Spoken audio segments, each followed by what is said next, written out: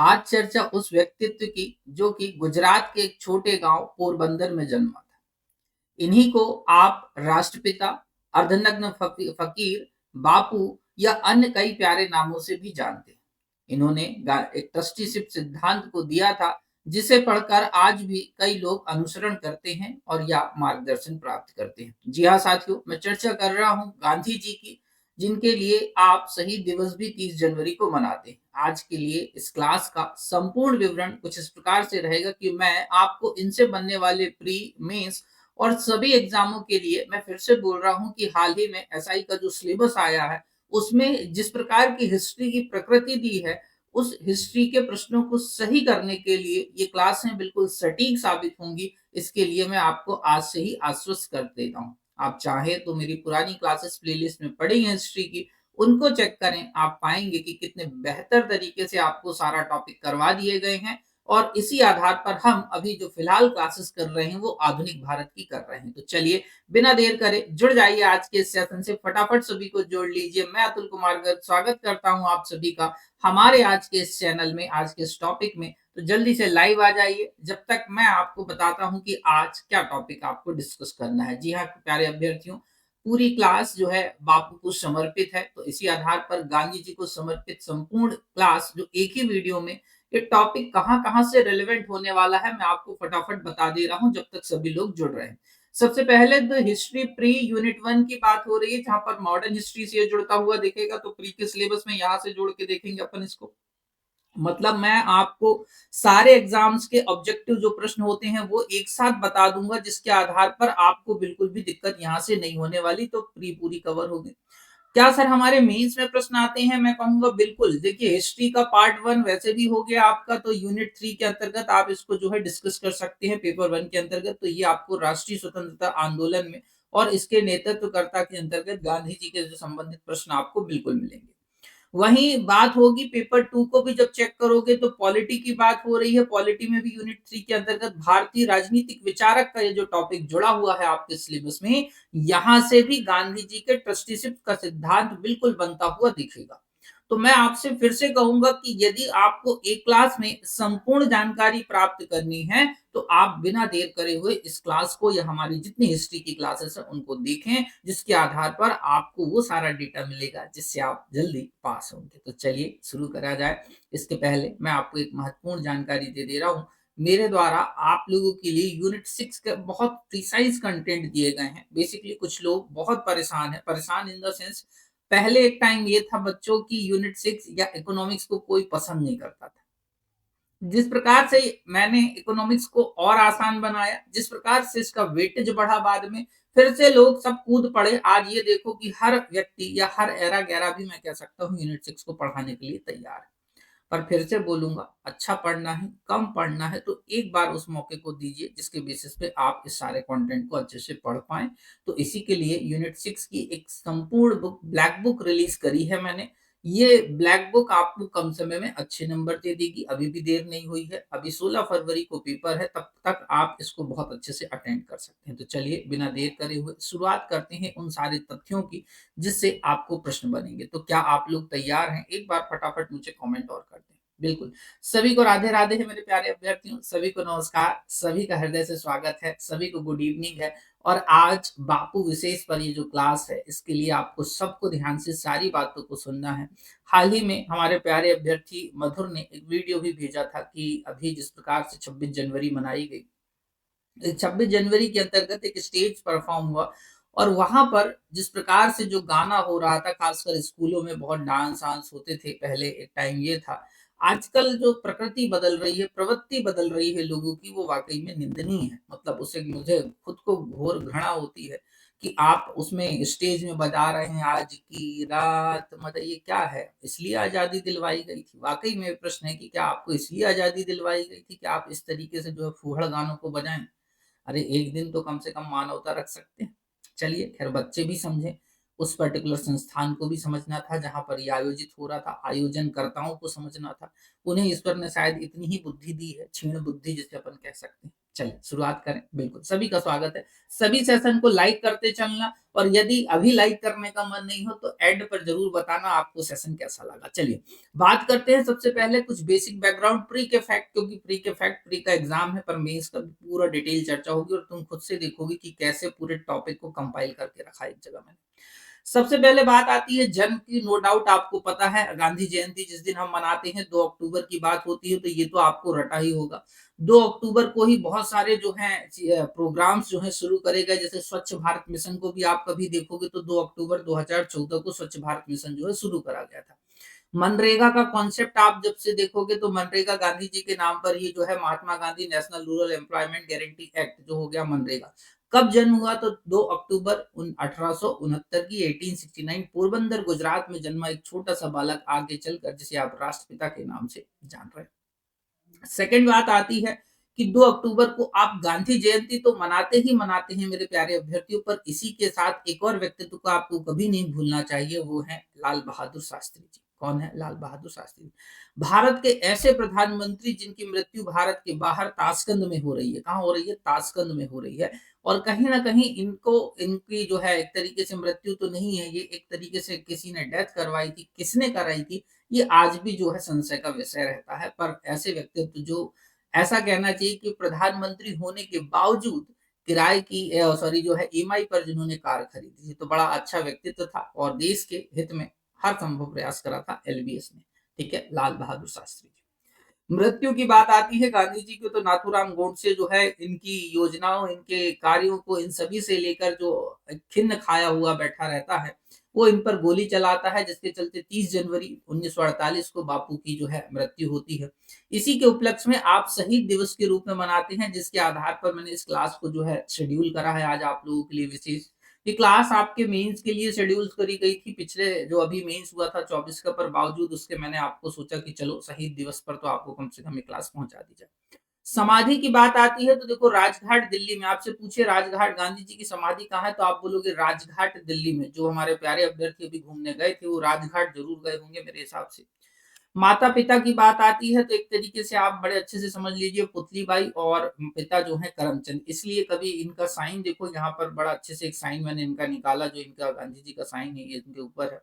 Mohandas Karamchand Gandhi, MK Gandhi लिखा हुआ है, दैट मीन्स करमचंद गांधी बीच में नाम। पहले जो होता था लोग इस तरीके से पहले अपना नाम फिर पिता का नाम फिर सरनेम इस तरीके से करा करते थे।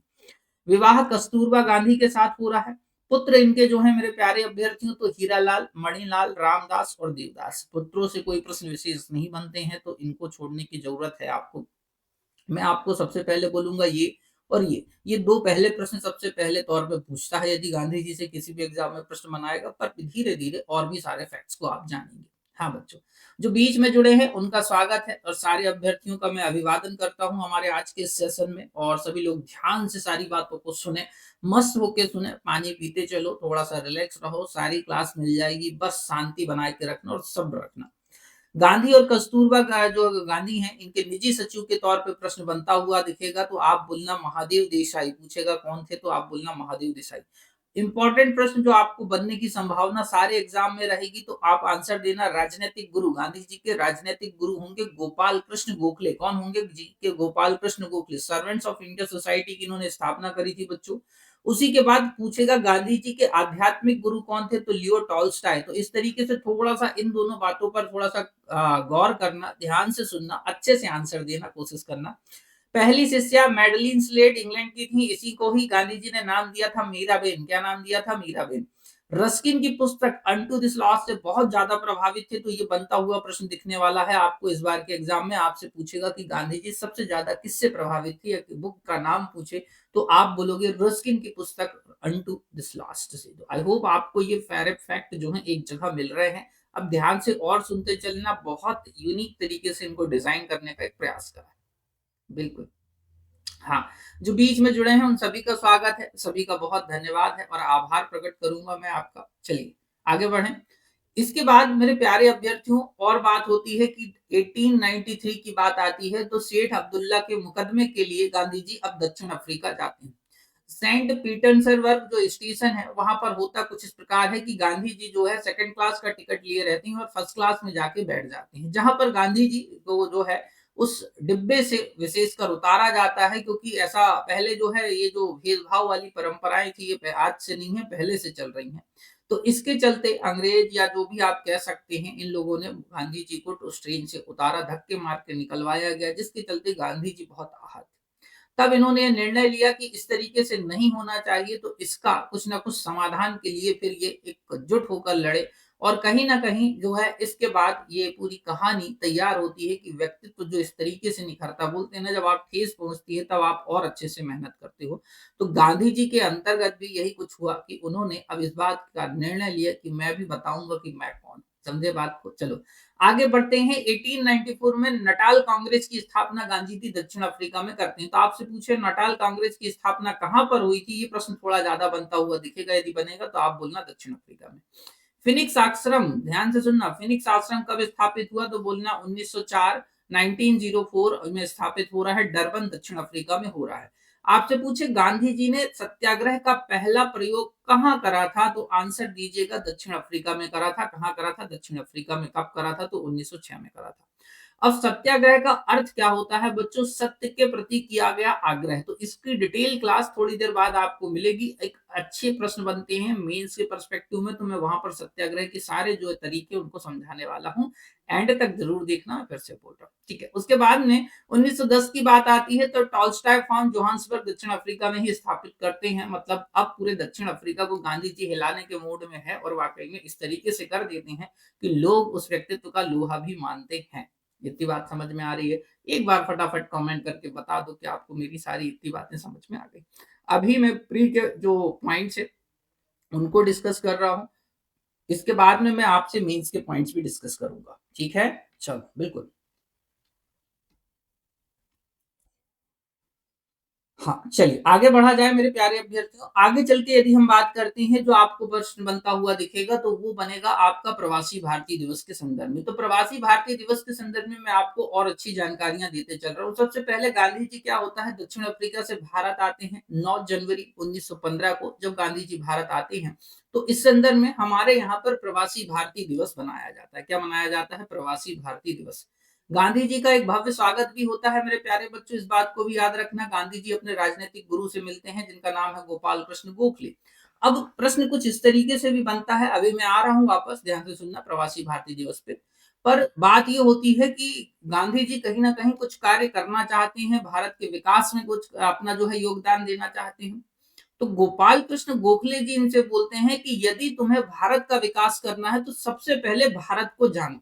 किसको जानो? भारत को जानो।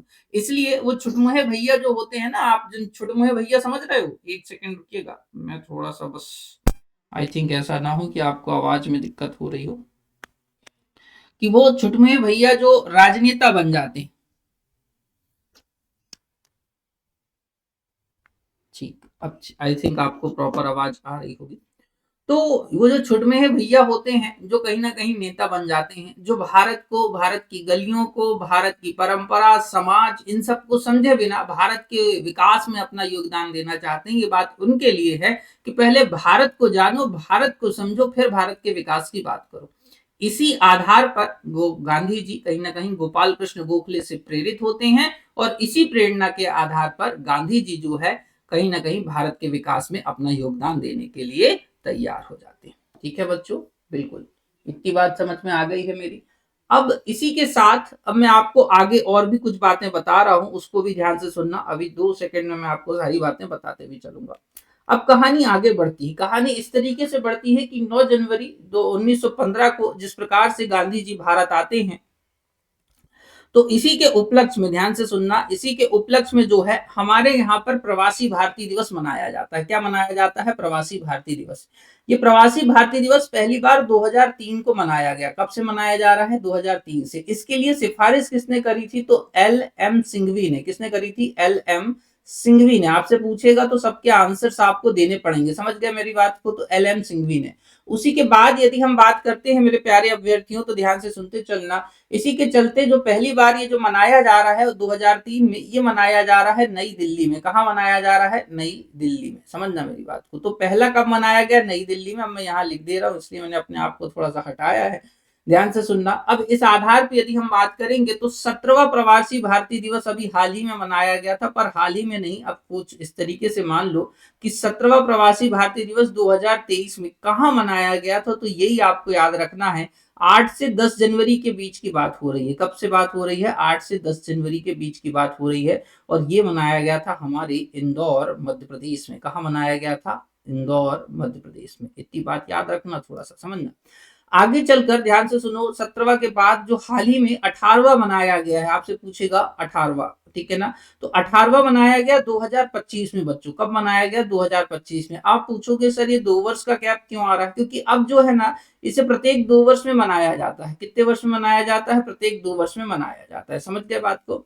तो ये भी 8 से 10 जनवरी को ही मनाया गया। कब? 8 से 10 जनवरी को ही मनाया गया। पर मनाया कहाँ जा रहा है? तो आप बोलोगे इसको मनाया जा रहा है भुवनेश्वर, उड़ीसा में। भुवनेश्वर, भुवनेश्वर उड़ीसा में मनाया जा रहा है। तो रिसेंट का डेटा भी मैंने जोड़ दिया। आप जब भी क्लास को देख रहे हो तब तक ये डेटा तो आपको काम में आने वाला है। और इसके संदर्भ में अब पूछा जाता है कि कौन आया था। ध्यान से सुनना। तो यदि इनके अतिथि के तौर पर हम बुलाते हैं किसी न किसी व्यक्तित्व विशेष को, जब इसकी बात होगी तो इसके यहाँ पर यदि आप बोलोगे तो यहाँ पर मतलब 17वें भारतीय दिवस, प्रवासी भारतीय दिवस के उपलक्ष्य में मुख्य अतिथि, ध्यान से सुनना, मुख्य अतिथि के बारे में पूछेगा आपसे कि मुख्य अतिथि कौन थे। तो आप क्या बोलोगे? इरफान अली। क्या बोलोगे? इरफान अली। इरफान अली, ठीक है ना? ये जो है गुयाना के राष्ट्रपति थे बच्चों, मतलब थे नहीं इन द सेंस, समझ लो, हाँ ठीक है, थे कह सकते हैं, गुयाना के राष्ट्रपति, ठीक है ये। अब वहीं पर जब 18वां प्रवासी भारतीय दिवस आपने मनाया, कौन सा प्रवासी भारतीय दिवस मनाया आपने? 18वां प्रवासी भारतीय दिवस मनाया। तो इस 18वें प्रवासी भारतीय दिवस के उपलक्ष्य में यदि हम बात करेंगे मेरे प्यारे बच्चों, तो त्रिनाद, क्या बात करेंगे?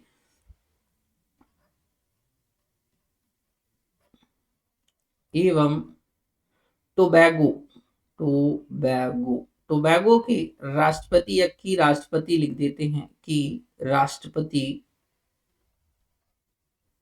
की राष्ट्रपति कार्ला कंगालू। वैसे तो नाम लंबा है पर मैं आपको याद कराने के लिए छोटा लिख दे रहा हूं, कारगा कंगालू। इस तरीके से याद रख लेना, ठीक है? बाकी जो थीम रहती है वो थीम इसी तरीके से रहती है मेरे प्यारे अभ्यर्थियों की, प्रवासियों का भारतीयों में क्या है, मतलब प्रवासी भारतीयों का भारत के विकास में योगदान। ऑलमोस्ट थीम ऐसी ही बनती दिखेगी, जितनी बार बनेगी कुछ ज्यादा विशेष नहीं होगा, थोड़े से लेटर चेंज होते हुए आपको दिखते हैं। तो उससे बेहतर है इतना फैक्ट याद कर लो, प्रवासी भारतीय दिवस आपको हो जाएगा। इसी के चलते जो है आगे ध्यान से सुनना, केसरे हिंद की उपाधि गांधी जी को दी जाती है प्रथम विश्व युद्ध के दौरान। जिस प्रकार गांधी जी ने, चूंकि अंग्रेजों ने कहीं ना कहीं गांधी जी को ये पहले भरोसे में रखा था कि आप हमारा साथ दो, हम आपको जो है आगे चलकर भारतीयों को आजादी दे देंगे। तो गांधी जी के मन में था कि चलो ठीक है भाई, पहली बार देखा जाए, क्योंकि देखो विश्वास तो करा उन्होंने, जो भी बात आप समझे उसको। तो इसके आधार पर गांधी जी ने विश्वास करा और ये माना कि अंग्रेज जो है हमें स्वतंत्रता दे देंगे। तो इसके चलते गांधी जी ने बहुत सारे सैनिकों को प्रेरित करा। इसके चलते जो है गांधी जी को कैसरे हिंद की उपाधि भी दी गई। परंतु आगे चलकर कहानी कुछ और भी चलती है, जिसके चलते आप देखेंगे कि जलियांवाला बाग हत्याकांड जब हो रहा है तो इसी के एक दुख के स्वरूप में गांधी जी ने कैसरे हिंद की उपाधि, क्योंकि अंग्रेजों द्वारा दी जाती थी, तो गांधी जी ने इस उपाधि को जो है रिटर्न कर दिया या लौटा दिया, ठीक है ना? उसके बाद नेक्स्ट के बाद में चर्चा करते हैं मेरे प्यारे अभ्यर्थियों। सेकंड बात आती है इसके बाद में 1917 में साबरमती आश्रम अहमदाबाद में गांधी जी के द्वारा स्थापित करा गया। समझ गए बात को? कब? 1917 में। कहां पर? साबरमती आश्रम, जो आश्रम है वो अहमदाबाद में स्थापित करा गया। बेलगांव अधिवेशन, ध्यान से सुनना, ये प्रश्न बिल्कुल इतना इंपॉर्टेंट प्रश्न है कि मैं कहूंगा कि आपको 100% बनना चाहिए। क्यों? क्योंकि बेलगांव अधिवेशन कर्नाटक में होता है और एकमात्र अधिवेशन जिसमें गांधी जी क्या कर रहे हैं? अध्यक्षता कर रहे हैं। तो इस आधार पर ये प्रश्न बिल्कुल बनता है। वहीं बात करें कि ये अधिवेशन जो है, यदि आप बात करेंगे गांधी जी पहली बार कब शामिल हुए थे, तो 1901 में गांधी जी इस प्रकार के सम्मेलनों में जो है शामिल होते हैं। और कांग्रेस का गांव में होने वाला अधिवेशन जो है वो फैजपुर अधिवेशन माना जाता है, कांग्रेस का एकमात्र गांव अधिवेशन जिसकी अध्यक्षता कर रहे हैं जवाहरलाल नेहरू। तो ये सारे प्रश्न बनते हैं, थोड़ा सा पढ़ के चलना।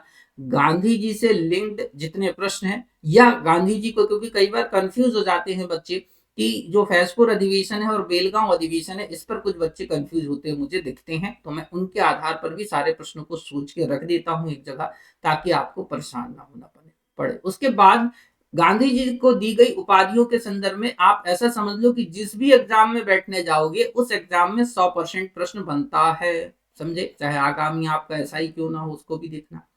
गांधी जी को दी गई उपाधियां और किसने इस उपाधि को दिया, इससे एक प्रश्न आपको जरूर बनता है। तो सबसे पहले हम बात कर रहे हैं राष्ट्रपिता की।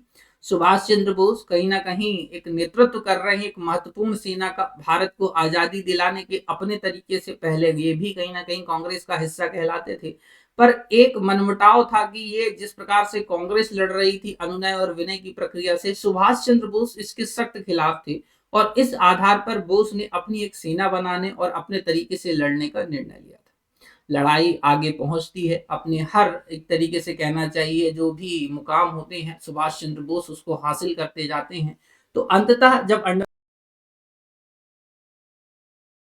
रंगून रेडियो वाला कहानी होती है, तो रंगून के रेडियो से अब सुभाष चंद्र राष्ट्रपिता भारत की इस आजादी में, पर गांधी जी को पहली बार जाएगा, तो आप बोलिए सुभाष चंद्र बोस ने, सुभाष चंद्र बोस से। मेरे प्यारे अभ्यर्थियों, जो सेकंड बात आएगी कि गांधी जी को बापू किसने कहा, गांधी जी को बापू किसने कहा, तो आप कुछ कुछ नाम याद, एक तो CF एंड्रूज और दूसरे हैं पंडित जी या पंडित जवाहरलाल नेहरू, ठीक है ना। राष्ट्रपिता वाला ज्यादा आता है तो थोड़ा सा इनको फोकस करके रखना। मलंग बाबा सविनय अवज्ञा आंदोलन के दौरान जो है या समय जो है कबालियों ने जो है इनको मलंग बाबा की उपाधि दी थी।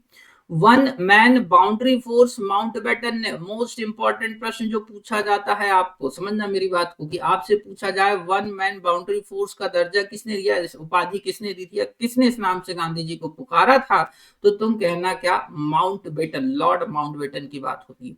भर्ती करने वाला सार्जेंट इन्हें कहा गया, क्योंकि जब प्रथम विश्व युद्ध के दौरान इन्होंने भारतीय एक तरीके से सैनिक को प्रोत्साहित करा, उसके कारण एक ऐसा भी नाम से पुकारा जाता है कि भर्ती करने वाला सार्जेंट।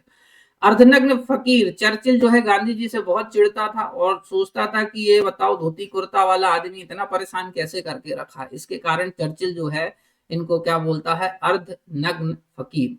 विकारियों का, मालवीय जी की बात हो रही है, भारतीय इतिहास में इनका भी एक अमिट नाम है।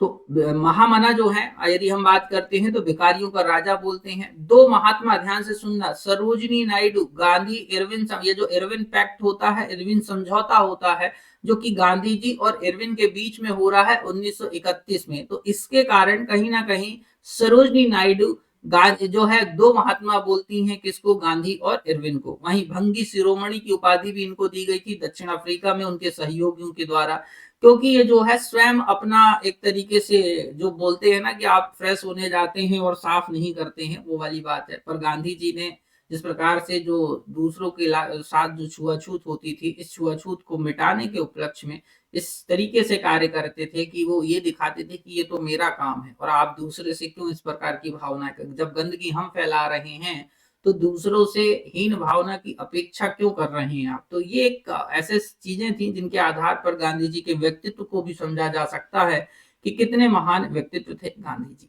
ठीक है, इतनी बात समझ में आ रही है। चलो, अब इसी के साथ बहुत सारे उपहार मैंने अपने एप्लीकेशन पर, जो कि कुछ IAS एकेडमी का हमारा एप्लीकेशन है, गूगल प्ले स्टोर पर ये किया के नाम से मिलता है। थोड़ा सा सर्च करने में अभी तकलीफ आ रही है क्योंकि नया एप्लीकेशन है, तो आप जब वहां सर्च करने जाओगे तब वहां पर लिखा रहेगा शिक्षा की भ्रांति नहीं, शिक्षा की क्रांति।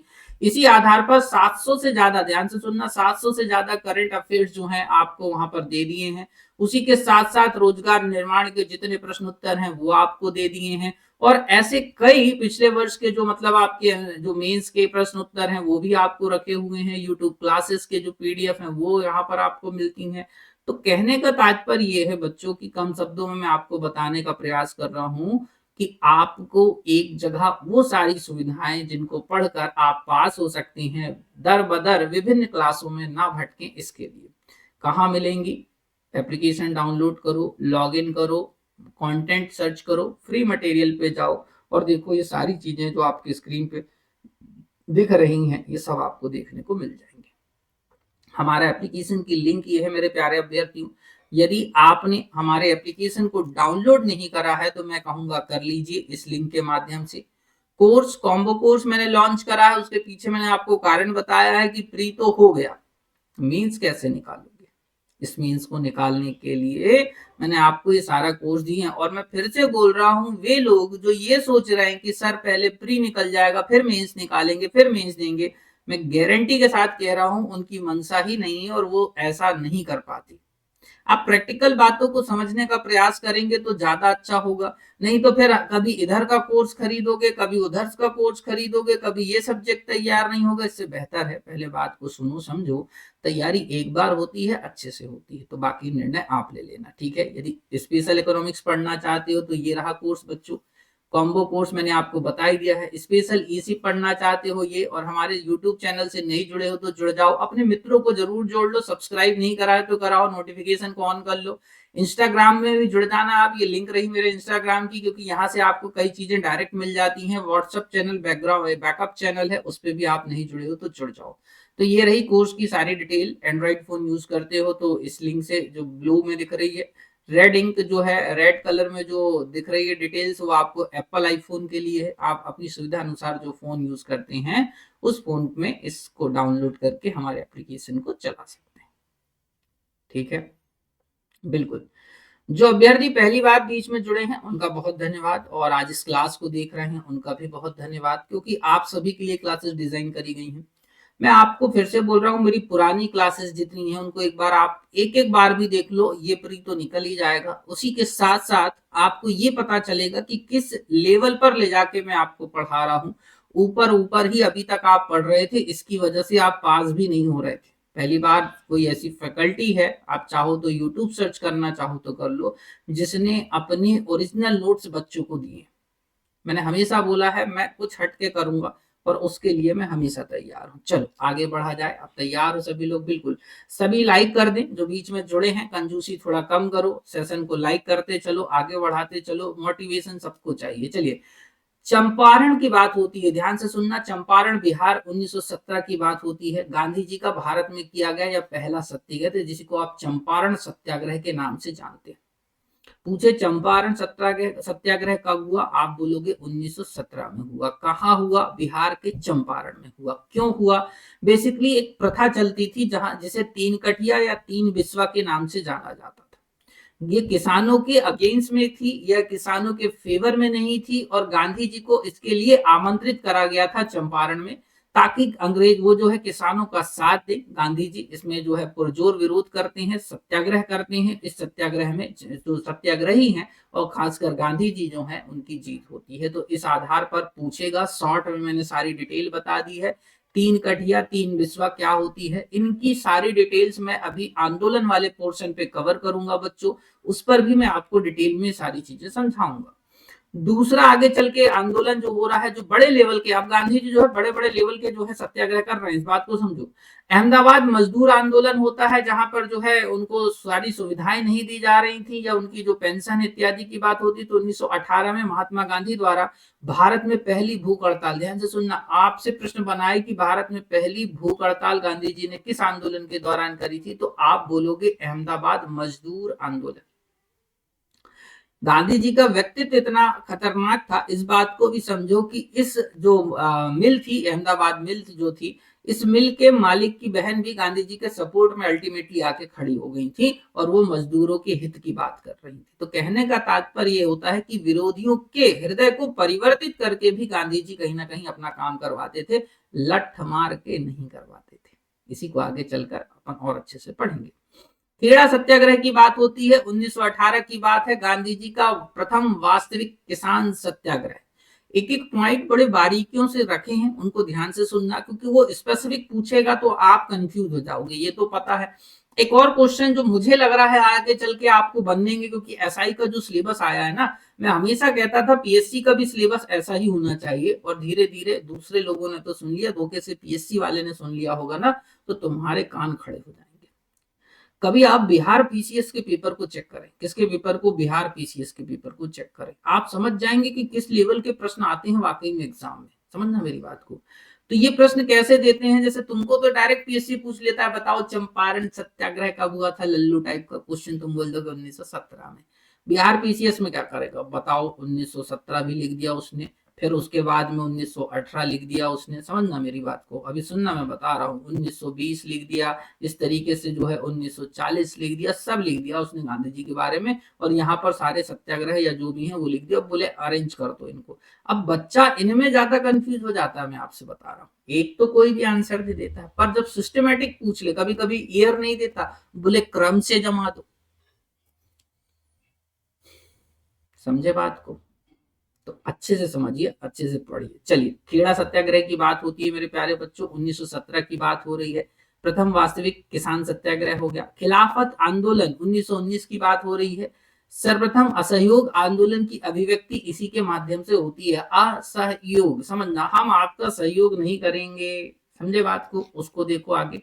तो असहयोग आंदोलन मोस्ट ऑफ द इंपॉर्टेंट आंदोलन है। देखो मैंने प्रिसाइज करें, इसका मतलब अब आपको सिर्फ ध्यान से डेट्स याद करनी। प्री में ऐसे ही प्रश्न आते हैं बच्चों, फैक्ट पढ़ोगे तो ज्यादा पास होगे, मतलब पास हो जाओगे, यदि फैक्ट नहीं पढ़ोगे तो पास नहीं होगे। समझे बात को? इन फैक्ट्स को याद करना ही होगा। तो पहले जन आंदोलन के साथ साथ गांधी जी जो है असहयोग आंदोलन की अभिव्यक्ति होती है। आगे चलकर 1930 में सविनय अवज्ञा आंदोलन होता है। नमक सत्याग्रह, गांधी जी जो है नमक बनाकर कानून जो है तोड़ रहे हैं। व्यक्तिगत सत्याग्रह आगे आगे चलकर होता है, जिसे दिल्ली चलो आंदोलन के नाम से जाना जाता है, 1940 में होता है। पर प्रश्न ये बनता है कि गांधी जी द्वारा किए जा रहे या करवाए जा रहे व्यक्तिगत सत्याग्रह के सबसे पहले सत्याग्रही कौन थे, तो आंसर होगा विनोबा भावे। और वहीं दूसरे सत्याग्रही पूछ ले तो बोलना पंडित जवाहरलाल नेहरू। भारत छोड़ो आंदोलन आता है बच्चों, कहीं ना कहीं कांग्रेस को भी, गांधी जी और कांग्रेस के बीच में मनमुटाव चल रहा है। जहां पर कांग्रेस पूर्णतः गांधी जी के समर्थन में नहीं आती है, तो गांधी जी बोलते हैं कि मैं एक मुट्ठी भर मतलब बालू से भी इस देश में जो है बहुत कुछ कर सकता हूं, मतलब इतना बड़ा आंदोलन खड़ा कर सकता हूं कि तुम मुझे समझते नहीं हो, मतलब हल्के में मत लो। तो इसके चलते भारत छोड़ो आंदोलन की अभिव्यक्ति होती है। इसे ही अगस्त क्रांति के नाम से जाना जाता है, जो कि आपकी 1942 में होती है। और इसी आंदोलन के दौरान गांधी जी करो या मरो का नारा दे रहे हैं, क्योंकि ये बात गांधी जी अब समझ गए। देखो ध्यान से समझना, 1900 कहां से बात हो रही है, 15 से लेकर 1915 से लेकर 1942 तक की पटकथा रच चुकी है। और यहाँ पर अंग्रेज आज भी भारत की सत्ता हस्तांतरण के पक्ष में नहीं दिखे। बार बार जो है भारतीयों को बेवकूफ बनाए जा रहे थे। गांधी जी जैसे व्यक्तित्व को जब बेवकूफ बना रहे थे, तो बाकियों को समझ जाओ। ठीक है ना? तो इस आधार पर अब आगे की कहानी कि महात्मा गांधी के प्रमुख आश्रम फटाफट देख लो। इनसे बनने वाले प्रश्न थोड़े से कम है, पर हाँ कभी बन जाए तो आंसर दे देना। टॉल्स्टॉय फॉर्म की बात होती है, जोहान्सबर्ग साउथ अफ्रीका में है। ऐसे का मतलब 1910 में। इंडियन ओपिनियन अखबार गांधी जी ने यहीं से आपसे पूछे, इंडियन ओपिनियन अखबार कहां से प्रकाशित या पहली बार कहां से निकला, आप बोलोगे साउथ अफ्रीका से निकला, ना कि भारत से। उसके बाद में फिनिक्स आश्रम डरबिन साउथ अफ्रीका 1904 की बात होती है। सत्याग्रह आश्रम तो ये मैं आपको बता चुका हूं। आगे आगे चलकर जो है इसको साबरमती के आसपास जो है शिफ्ट कर दिया गया। साबरमती आश्रम की बात होती है तो अहमदाबाद में है, 1917 में है। अनासक्ति आश्रम कसौनी उत्तराखंड जो है उत्तराखंड में है। उसी के साथ साथ यदि मैं आपसे बात करता हूँ सेवाग्राम आश्रम, तो ये आपका वर्धा महाराष्ट्र में है। 2018 में, ध्यान से सुनना, विश्व का सबसे बड़ा चरखा, ये करंट के डेटा भी जो मिलता है मैं आपको ऐड कर देता हूँ, वो सेवाग्राम आश्रम में स्थापित करा गया। तो इस तरीके से हो सकता है आपसे पूछ ले। वहीं पर गांधी जी के संदर्भ में लिखा हुआ है, देखो बड़े अच्छे से, रघुपति राघव राजा राम पतित पावन सीताराम, ईश्वर अल्लाह तेरे नाम सबको सन्मति दे भगवान। तो ईश्वर आपको भी सन्मति दे, आप भी समझे कि पढ़ाई कैसे करी जाए जिससे आप जल्दी पास हो। आगे चलकर गांधी जी की बुकों को लेकर या अखबारों को लेकर प्रश्न बिल्कुल आते हैं। तो इस संदर्भ में मैं अपने आप को हटा रहा हूं और तुम अच्छे से देखते चलना क्या क्या चीजें लिखी हुई हैं। ठीक है? और ये मूवी नो डाउट आप बड़े अच्छे से देखे होंगे मेरे हिसाब से। तो इंडिया ऑफ माई ड्रीम की बात होती है मेरे प्यारे बच्चों। गांधी जी की फेमस पुस्तक है इंडिया ऑफ माई ड्रीम। ठीक है ना? इंग्लिश में भी डेटा लिखा हुआ है। सत्य के साथ मेरे प्रयोग, माई एक्सपेरिमेंट्स विद ट्रुथ, ध्यान से सुनिए, माई एक्सपेरिमेंट्स विद ट्रुथ, ये भी आपको जो मिल जाएगी गांधी जी की। ये आत्मकथा है, आपसे पूछे गांधी जी की आत्मकथा क्या है तो आप बोलोगे सत्य के साथ मेरे प्रयोग। गांधी जी बहुत एक्सपेरिमेंट करते थे, कुछ एक्सपेरिमेंट तो ऐसे थे कि जो अभी मैं आपको बता भी नहीं रहा हूं, ठीक है ना। ऑटोबायोग्राफी की बात होती है जो कि गुजराती भाषा में है, ध्यान से सुनना। आपसे पूछे कि सत्य के साथ मेरे प्रयोग किस भाषा में है तो आप बोलोगे गुजराती में। वहीं हिंद स्वराज की बात आती है तो हिंद स्वराज की भी जो है रचना गांधी जी ही कर रहे हैं। गांधी जी का वास्तविक दर्शन और पश्चिमी संस्कृति का जो है विरोध इसमें गांधी जी ने करा था। कम शब्दों में इनकी बुकों से क्या प्रश्न बन सकते हैं वो मैं आपको बता रहा हूँ। जी हाँ, मैं आपको नहीं रुलाऊंगा, यहाँ पर लिखा है बस कर अब रुलाएगा क्या, आप निश्चिंत रहें। बस मैं आपसे ये कहूंगा कि अच्छे से पढ़ लो, एक बार पढ़ लो, बार बार किसी किताब को उठाने की जरूरत भी नहीं पड़ेगी। इसमें एमसीक्यू में आए प्रश्न भी हैं जो मैंने आपको डाल दिए, इसमें विभिन्न बुकों के कंटेंट भी हैं जो मैंने आपको डाल दिए, और इसमें मेरे वर्षों का अनुभव भी है जो मैं आपको बताता हूं कि किस आधार पर आपको प्रश्न एग्जामिनर बनाएगा। मैं फिर से कह रहा हूं, जो भी टॉपिक मैं आपको पढ़ा रहा हूं वो किसी एक बुक में सर्च करके एक बार देखो, ये सारे कंटेंट व्यवस्थित ऐसे मिल जाएं तो मुझे खुद को बताना। आगे चलकर अब प्रमुख समाचार पत्रों की बात आती है मेरे प्यारे बच्चों, तो इसमें पहला आता है इंडियन ओपिनियन, जो मैंने आपको अभी बोला दक्षिण अफ्रीका से प्रकाशित हुआ।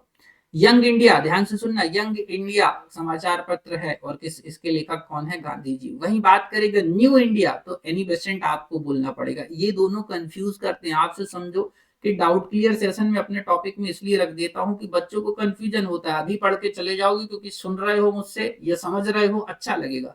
जिस दिन एग्जाम सेंटर में बैठते हो ना उस दिन वास्तविकता पता चलती कि कितना याद आया और कितना कंफ्यूज कर गया।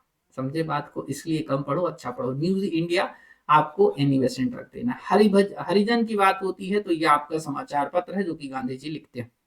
ये राजघाट की फोटो है मेरे प्यारे बच्चों, किसकी है, राजघाट। कभी दिल्ली जाओ तो बड़े अच्छे से दर्शन करो बापू के, ठीक है ना, मिल जाएंगे। और मैं कहूंगा वैचारिक दर्शन को जरूर आत्मसात करो, तो इससे अच्छा कुछ नहीं है, ठीक है। चलो, अब क्या आप तैयार हो, ये तो हुए प्री के फैक्ट, ध्यान से सुनना प्री के फैक्ट। अब आपको मैं अपनी मेंस के जो कंटेंट है वो दिखा रहा हूं स्क्रीन पे, फिर मैं अभी इन्हीं को एक एक करके, और अब मैंने टाइप करवा लिए, चिंता मत करो, मैं कर लेता हूं जो मुझसे बनता है, और जो नहीं बनता उसको मैं ऐसे ही चिपका के दिखा देता हूं तुमको कि देखो ऐसा नहीं है कि ये सारा अनुभव कह रहा है बच्चों, मैं अपनी तरफ से कुछ भी नहीं कह रहा। और इन सारे प्रश्नों को मैं खुद से लिखा हूं, लिख के दिए जाते हैं, तब आपको बताए जाते हैं कि नहीं ये प्रैक्टिकल ग्राउंड पे कैसे उतारे जाए। बोर्ड में आके गोल गोल चित्र बना के चूतिया नहीं बनाता मैं, ये हमेशा मैं आपको बोलता हूँ, ठीक है। बिल्कुल सभी बता दो मीन्स के कंटेंट, और ऐसा नहीं कि ये प्री में नहीं आएंगे, ये गलती में मत रहना, आप फटाफट सुन लेना क्योंकि आपको यहां से भी कई प्रश्न बनेंगे। जैसे ट्रस्टीशिप सिद्धांत आपको मैंने प्री के कंटेंट में नहीं दिया, पर वो आपको यहाँ पर मिलेगा। तो हो सकता है पूछ रहे ट्रस्टीशिप सिद्धांत किसने दिया, आपका आंसर होना चाहिए गांधी जी ने। तो इसके लिए मीन्स पढ़ना जरूरी है। मैं इसलिए बोलता हूँ कि मीन्स पढ़ लोगे मुझसे एक तरीके से, आपका प्री अपने आप बनेगा। ठीक, बिल्कुल। सभी कमेंट कर दें एक बार, जब तक मैं देख ले रहा हूं सब कुछ प्रॉपर है कि नहीं है। सभी के कमेंट्स में देखते जा रहा हूं, बीच में जो लोग जुड़े हैं उनका भी बहुत धन्यवाद, सबका बहुत बहुत आभार। इसी प्रकार अपना प्रेम और सहयोग बनाए रखें कुश आईएएस एकेडमी को। कुश आईएएस एकेडमी के द्वारा आपके लिए निरंतर प्रयास करा जा रहा है। चलिए मैं भी दिख रहा हूं, मतलब सारी चीजें प्रॉपर चल रही हैं मेरे हिसाब से, और सभी चीजें हमारे अभी पक्ष में दिख रही हैं, ठीक है। मैं सीमित संसाधनों के आधार पर अपनी क्लास को तैयार करता हूं बच्चों, इसलिए थोड़ा सा हेक्टिक बना रहता है, पर ये समझिए कि कम वो एक बड़ा सा वो नहीं है यहाँ पर जिसमें हो हल्ला जिसको बोलते हैं। और वो भी नहीं है कि मैं बोर्ड के में हर समय नाचता रहूं। देखो मैं बोर्ड में लिखूंगा उस उतना ही स्क्रीन आपको दिखेगा, आपके मोबाइल का जितना स्क्रीन है ना वही आपको दिखेगा। और रही बात कंटेंट की, तो बस इतना सा कष्ट कर लेना कि अपने मोबाइल में जो सेटिंग है, सेटिंग को लगभग जो है आप जो है कहीं ना कहीं 420 मेगापिक्सल पे रखो, तो आपको सारे वीडियो सारे कंटेंट अच्छे से दिखेंगे। चलिए,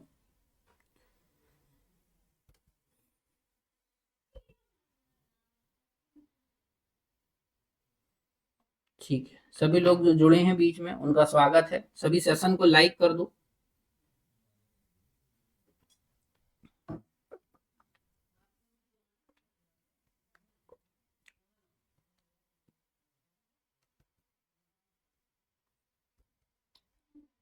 ठीक, चलो बच्चों सब जुड़ गए हैं मेरे हिसाब से। और सब तैयार भी हैं। बिल्कुल एनर्जी है कि डाउन हो गई? थोड़ी सी लेंथी क्लासेस हैं क्योंकि अब मेंस प्री दोनों लगा हुआ है और मैं ये चाह रहा हूँ कि देखो ये टॉपिक कवर हो जाए, तो इसलिए मैं थोड़ी सी क्लास को लेंथी कर रहा हूँ। नहीं तो आपको पता है मैं स्टैंडर्ड साइज रखता हूँ क्लास का 40 मिनट। कितने? 40 मिनट। पर फिलहाल मुझे ये पता है कि आपको ये कंटेंट में एक साथ दे दूंगा ना तो आपका थोड़ा ज्यादा भला हो जाएगा, बस इसलिए। अब इसी को जो आपको मेरे हैंड राइटिंग में उसको मैंने टाइप करा, इसको ध्यान से देखो। प्रश्न 2 मार्कर, 7 मार्कर, प्री, तीनों संदर्भ में समझना है। इतने ही प्रश्न पूछे जाएंगे इस पे। तो देखो सबसे पहले गांधी जी का ट्रस्टीशिप सिद्धांत, या इसी को जो है न्यासधारिता सिद्धांत भी कहते हैं। इसी को क्या बोलते हैं? न्यासधारिता सिद्धांत। अब ध्यान से सुनना, कैसे पूरी पृष्ठभूमि बनाएंगे, कैसे आंसर लिखेंगे, सीमित शब्दों में आंसर लिखेंगे। देखो गांधी जी का दर्शन व्यवहारिक आदर्शवाद पर आधारित था, जिसमें अध्यात्मवाद और नैतिकता को आधार बनाकर मानवता के कल्याण का भाव निहित था। 2 मार्कर में बस अब आपको इतना ही लिखना है। समझ गए मेरे बात को? तो गांधी जी का दर्शन किस पर आधारित था? व्यवहारिक आदर्शवाद पर। ध्यान से समझना, अभी मैं इंट्रो बता रहा हूं, अभी इसको 2 मार्कर में नहीं करना, इसके बाद बता रहा हूं। आदर्शवाद पर आधारित था, जिसमें आध्यात्मवाद और नैतिकता दोनों का समावेश देखा गया। इस आधार पर गांधी जी नव वेदांती थे तथा मानव सेवा को ही ईश्वर सेवा समझते थे। गांधी जी के मुख्य दर्शन के मुख्य बिंदुओं में पंचव्रत, सत्याग्रह, साधन और साध्य की पवित्रता और सर्वोदय समाहित थे। अब बात आ रही है आपका, देखो ये मैंने इंट्रो इसलिए लिखा क्योंकि कभी कभी ये आपको जब यही प्रश्न मान के चलो ट्रस्टीशिप सिद्धांत आपको लॉन्ग आंसर में बनाएगा, तो ये इंट्रो में लिखना, वहां पे किस पे लिखना? इंट्रो में छाप देना, समझे? अब ट्रस्टीशिप सिद्धांत क्या होता है, यदि 2 मार्कर पूछता है तो आप बोलोगे क्या? ध्यान से सुनो। ज्ञातव्य हो कि ट्रस्टीशिप सिद्धांत सर्वोदय का ही अंग है, जिसमें निम्नलिखित बिंदुओं को समझा गया है। तो अब 2 मार्कर में इतना तो नहीं लिखना है अपने को, समझे? तो हम क्या बोलेंगे? ट्रस्टीशिप सिद्धांत का प्रतिपादन जो है गांधी जी ने करा था, या इसमें सबसे पहला पॉइंट बना दो, प्रतिपादक गांधी जी। दूसरा, अब आगे क्या लिख रहे हैं इस पर ध्यान से समझना। गांधी जी के संदर्भ में बताएंगे कि यह सामाजिक और आर्थिक न्याय पर आधारित था, जिसमें अपरिग्रह की भावना थी। बस इतना आप 2 मार्कर में लिख के आ जाओगे। ध्यान से सुन लो, फिर से बोल रहा हूं, प्रतिपादक हो गए गांधी जी। दूसरा पॉइंट लिखना क्या है, उस पे लिख देना सामाजिक और आर्थिक न्याय पर आधारित था, जिसमें अपरिग्रह की भावना समाहित थी। बस हो गया 2 मार्कर में। समझ गए? कम शब्दों में बेहतर। अब आगे देखो, इसी को 7 मार्कर की बात हो रही है। तो हमने शुरू करा कि ज्ञातव्य हो कि ट्रस्टीशिप सिद्धांत सर्वोदय का ही अंग था। सर्वोदय अर्थात सभी का उदय, जिसमें निम्नलिखित बिंदुओं को द्वारा जो है, जिसे निम्नलिखित बिंदुओं के द्वारा समझा जा सकता है। जैसे पहला आप यहाँ पर पॉइंट लिखेंगे आप, यह सामाजिक और आर्थिक न्याय पर आधारित था। मतलब समाज में भेदभाव ना हो, और आर्थिक न्याय मतलब सभी की आजीविका इतनी तो सृजित हो या सभी को धन का समान वितरण हो, ऐसे समझ लो। इसके बाद में अपरिग्रह की भावना निहित थी। अपरिग्रह का अर्थ क्या होता है? यहाँ पर अपरिग्रह का अर्थ ये हो रहा है कि जो भी आवश्यकता से अधिक धन है वह समाज के कल्याण में लगा दिया जाए। ऐसा नहीं है कि आप भर भर के कोठला भरते जाएं, भर भर के तिजोरी भरते जाएं, जिस और एक समय जो है ऊपर निकल जाएं, या बाद में उसी में सांप बन के बैठ जाएं। क्लियर है ना? उसके बाद में यह ऐसी अतिरिक्त संपत्ति का जो है, ये वो गांधी जी बोलते हैं कि ऐसी अतिरिक्त संपत्ति का केवल संरक्षक बने जबकि ट्रस्टीशिप जनता को बनाया जाए। मतलब जो व्यक्ति जिसके पास धन अधिक है, जरूरत से ज्यादा धन है, वह कहीं ना कहीं उस संपत्ति को जन कल्याण में दे, और इसके आधार पर वह उस संपत्ति का कहीं ना कहीं ट्रस्टी बने, ना कि संरक्षक बने। समझे बात को? एक तरीके से केवल संरक्षक बने और ना कि जो है एक तरीके से अपनी अधीन रखे, या जनता को ट्रस्टी बना दे, जनता को कल्याण के लिए दे दे। यह संपत्ति के न्यायोचित वितरण पर आधारित था। जिस प्रकार से भारत में जो है अमीर और गरीब के बीच खाई बढ़ती जा रही है, उसका ये विरोध कर रहा है कहीं ना कहीं।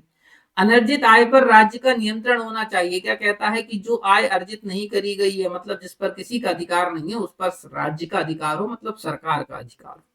साम्यवाद का संशोधित रूप था। ध्यान से देखो, साम्यवाद का संशोधित रूप था जो पूंजीपतियों के हृदय परिवर्तन पर आधारित था। गांधी जी अधिकांश मामले में ये सोचते थे कि सामने वाले को थप्पड़ मार के नहीं, उसके हृदय को परिवर्तित करके जो है हम अपना काम करवाएं।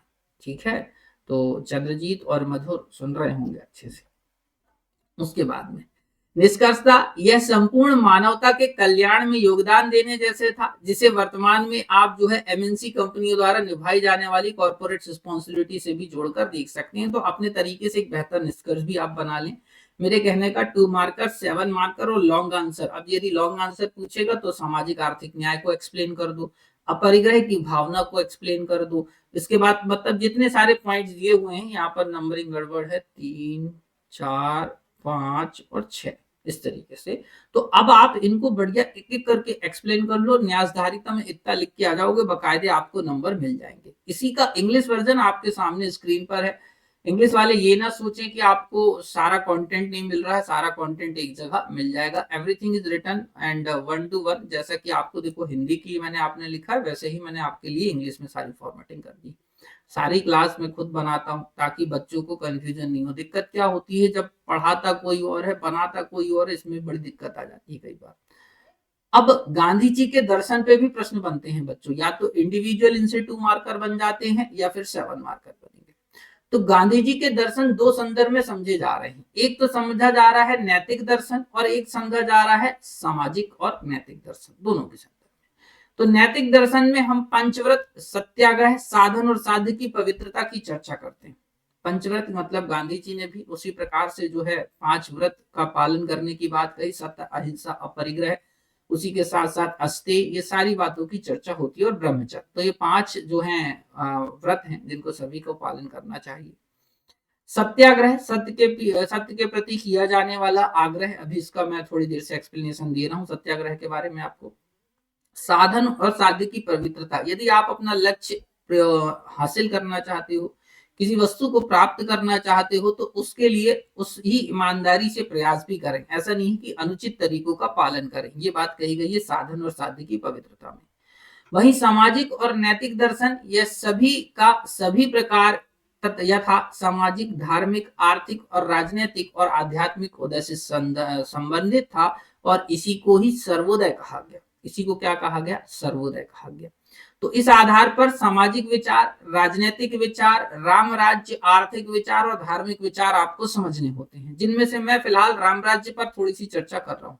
गांधी जी का राम राज्य इस आधार पर था कि सबका कल्याण। तो सर्वोदय, सर्वोदय में राम राज्य। अब ध्यान से सुनो।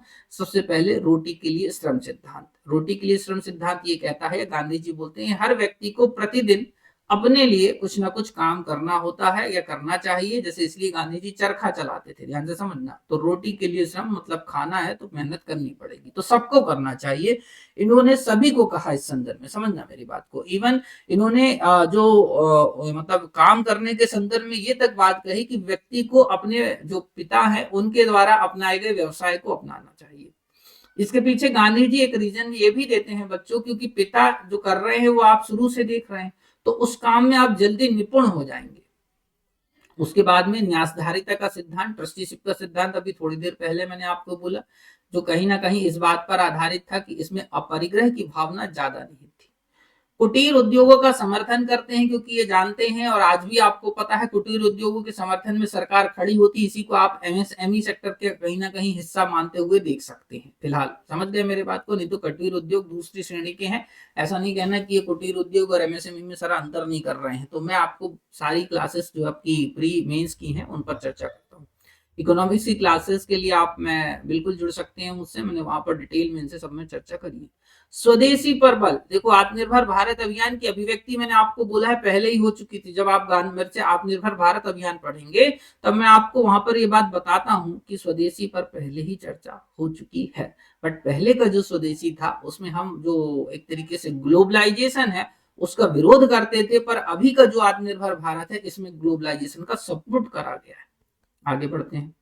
अब सत्याग्रह मैंने आपसे बोला, ध्यान से सुनना, ये सारे मेंस में छप के आएंगे, और ये कोई गलत फहमी में ना रहे कि ये प्रश्न मेंस में ना आएंगे। मैं आपको फिर से बोल रहा हूं, रिपीटेडली पूछता है, रिपीटेडली, बार बार, मतलब एक आध साल के गैप में आपको बिल्कुल पूछेगा।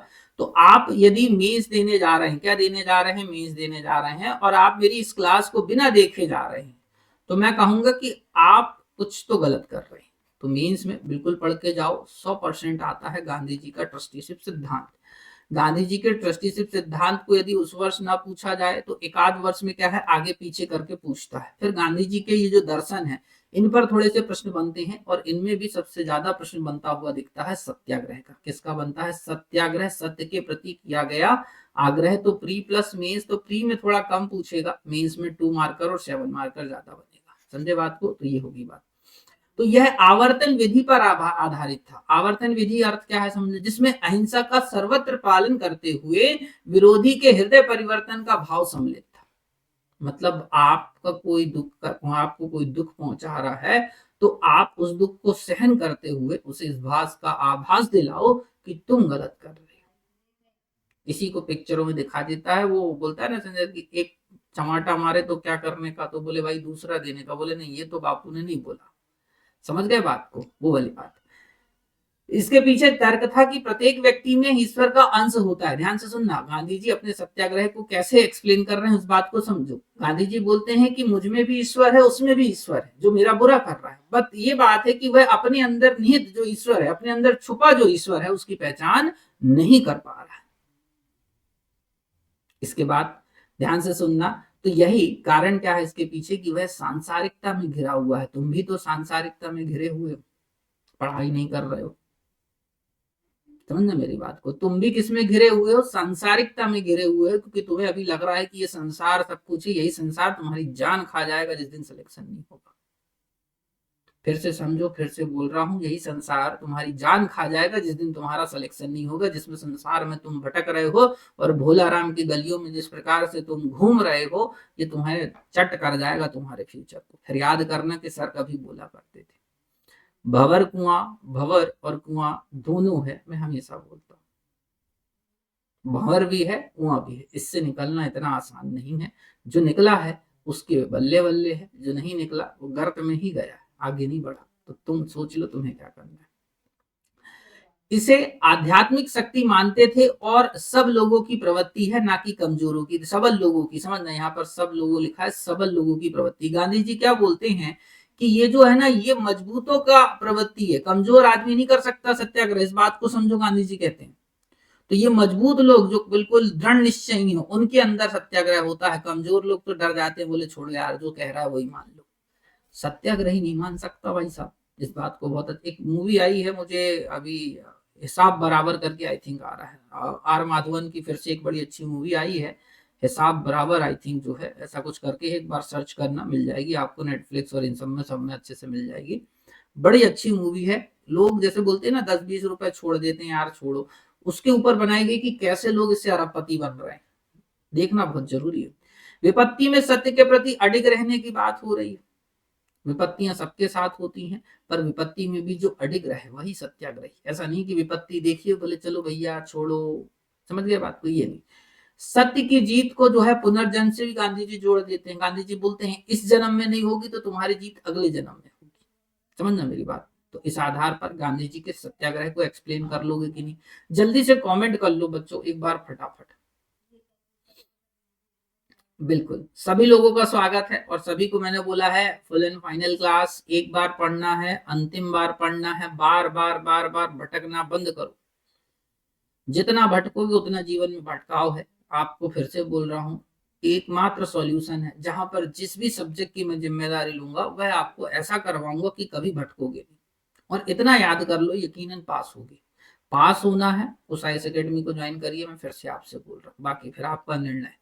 अब पूछता है, देखो एक बार प्री में इसने मेंस में बना लिया कि सत्याग्रह की विधियां क्या क्या हैं बच्चों। तो सत्याग्रह की विधियां देखो, एक तो बातचीत करिए, असहयोग हम आपका नॉन कोऑपरेशन की बात हो गई, शांतिपूर्ण धरना प्रदर्शन करिए, हड़ताल कर सकते हैं जो बिना हथियार के होगी। ध्यान से सुनना, भारत का संविधान भी जो है हथियार सहित कोई हड़ताल की बात नहीं कहेगा।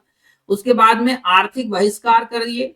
उसके बाद में कानून की सामूहिक अवज्ञा हो सकती है, इसमें अकेले मत करना, कानून वाले तोड़ देंगे घुटने तुम्हारे।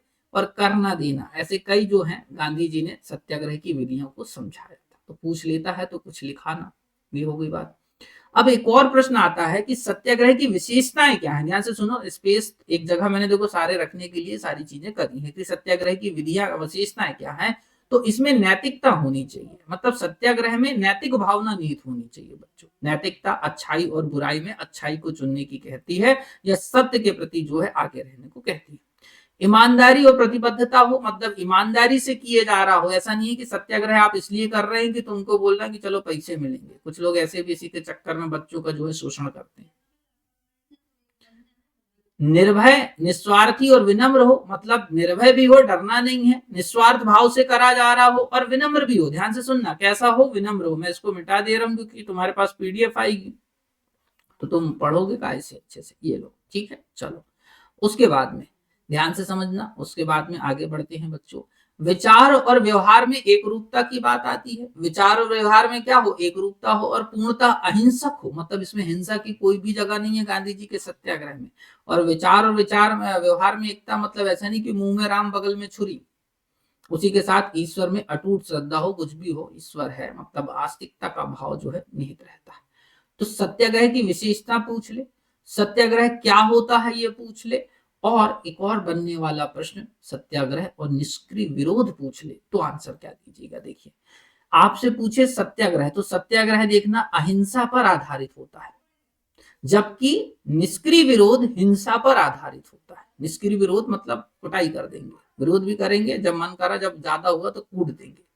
विधि सम्मत होता है सत्याग्रह, ध्यान से सुनो, सत्याग्रह कैसा होता है, विधि सम्मत होता है, जबकि अविधिक हो सकता है निष्क्रिय विरोध। सत्याग्रह में अंतरात्मा को जगाने की बात कही जाती है, विरोधी है तो उसका हृदय परिवर्तन करो। निष्क्रिय विरोध में बलपूर्वक कार्य करवाने की बात आती है, डराओ धमकाओ काम कराओ। उसके बाद में इसमें घृणा का स्थान नहीं है, जबकि निष्क्रिय विरोध में प्रेम नहीं है, बोले मारो कूटो। क्या बात को समझे कि नहीं समझे, जल्दी से आंसर दे दो एक बार मुझे, फटाफट आंसर आपके आ जाने चाहिए मेरे पास।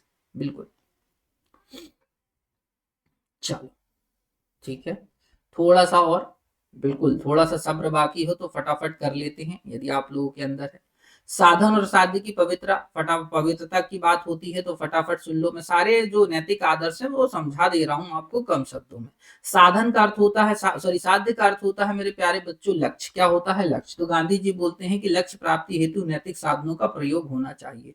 शुभ साधनों द्वारा शुभ लक्ष्य हासिल करना साधन और साध्य की पवित्रता को दर्शाता है। अच्छे साधन प्रयोग करे जाएं और अच्छे लक्ष्य प्राप्त करे जाएं, यही उच्च आदर्श है, क्योंकि व्यक्ति और समाज दोनों का इससे क्या होता है, कल्याण होता है।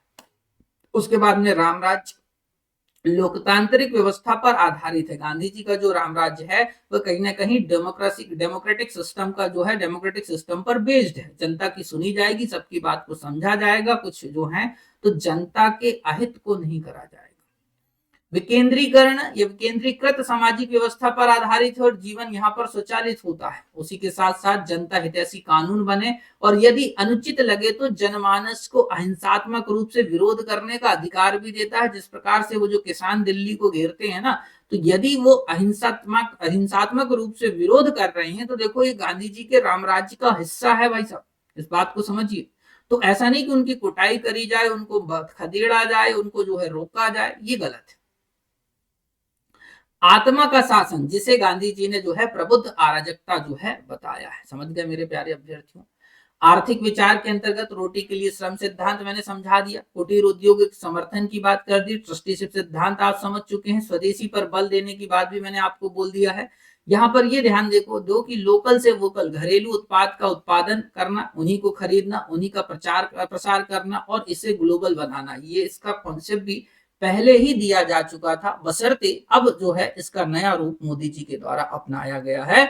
और इसी को ही आप आत्मनिर्भर भारत और इसी के जो है एक कॉपी के रूप में कह सकते हो आत्मनिर्भर मध्य प्रदेश को शुरू करा गया है।